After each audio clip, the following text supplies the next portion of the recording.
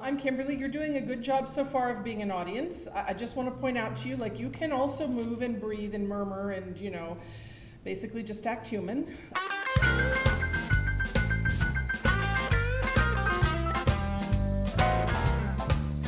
How do you like my belt? It's good. Folks, that is a seatbelt extender. Look, it's 2 seatbelt extenders. See what I did there? I extended the extender. You need a great big woman. I kind of wedge myself into the bathroom when I need to. And because I've been teaching yoga for 20 years and doing other kind of physical stuff, usually I can, pee and then get a leg up in order to, oh, look, I'm oversharing, aren't I?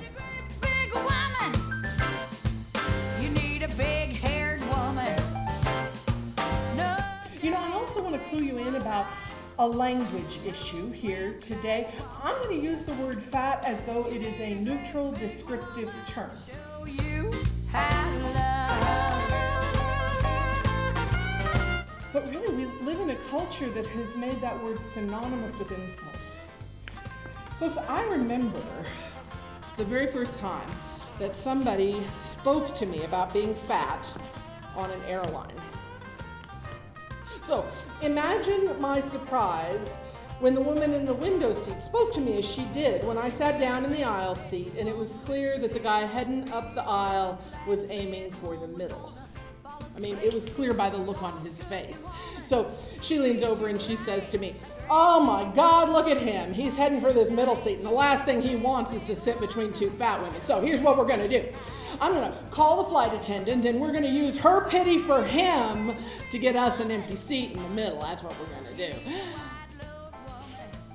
I was speechless because she did just that. I sort of had this force field up around my body, and it said, "You may not speak to me about this body unless it is to comment on how hot I am or how cool it is that I can do 2 aerobics classes back to back and still bike home. Do you understand?"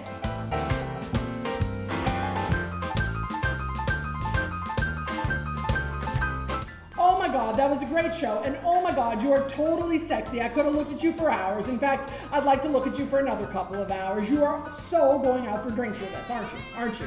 Big woman. You need a big rig woman.